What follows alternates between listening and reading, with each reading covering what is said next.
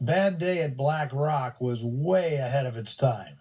33 years ahead of its time, to be exact. It wasn't until 1998 that President Ronald Reagan signed the American Civil Liberties Act, which issued an official apology to the families of the 120,000 Japanese Americans who'd been rounded up and interred in prison camps following the bombing of Pearl Harbor. The apology came with reparations of $20,000 to the survivors of every person unjustly imprisoned. It's interesting to note that the fictional town of Black Rock, a set built for the film, was located less than 10 miles from the actual Manzanar War Relocation Center in California's Owens Valley.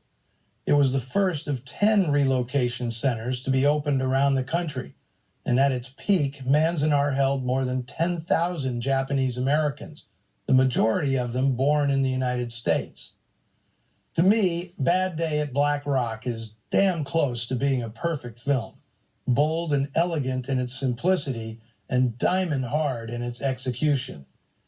Even more so in its original cut, which Dory Sherry daringly agreed to release without a musical score. In that regard, the film was too far ahead of its time. Preview audiences, used to hearing an orchestral fanfare to begin a film, were dismayed to hear only the sound of the train and a howling desert wind when Spencer Tracy first stepped foot in Black Rock. Sherry retreated from the innovative opening and handed the scoring chores to 24-year-old Andre Previn, who'd been under contract at MGM since he was 17. His great-uncle, Charles Previn, had been the musical director at Universal from 1936 to 1942. If you thought Andre Previn was European, guess again. Although born in Berlin, Previn's family moved to California in the 1930s, and the musical prodigy recorded his first jazz album at 17, while still a student at Beverly Hills High School. He worked at MGM until the early 1960s and was nominated for 13 Academy Awards, winning 4 Oscars. Another reason I like this film so much is the balance it strikes between being a thriller and a message picture. Screenwriter Millard Kaufman was determined to stress the morality of the story, as well as suggesting that Black Rock's vigilantes were analogous to the McCarthy-era persecution of suspected communists.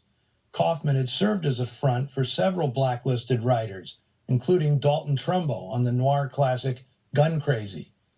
Director John Sturges, however, always downplayed the allegorical aspects of the film, stressing that it worked for audiences because the script was so spare and dynamic it was foolproof. He claimed anybody could have made a good film out of it. The trick was not to screw it up. Well, far from screwing it up, he knocked it out of the park. Sturges would go on to direct such legendary films as The Magnificent Seven and The Great Escape, but he always said that Bad Day at Black Rock was the picture of which he was most proud. Everyone who worked on this film was in awe of Spencer Tracy. They all knew of his battle with the bottle and that he was really in no shape to handle this role. But of course, he's perfect. His scenes with Robert Ryan are especially great, a masterclass in film acting. Tracy even admitted that Ryan's intensity actually scared him. The great irony, of course, is that when the 1956 Academy Awards ceremony rolled around and Tracy was nominated for his 5th Best Actor Oscar, he lost to Ernest Borgnine, who went directly from being beaten up by Tracy to the lead role in Marty, which would also win that year's Best Picture award. I'll sign off by acknowledging every man and woman who has sacrificed their life in service to this country. May we never forget their bravery and dedication.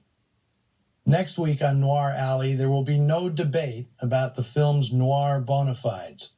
I'm showing what may be the ultimate example of the form. So let's reconvene in a week for the 1947 RKO offering that is the ne plus ultra of the noir movement, Out of the Past. I'll see you then.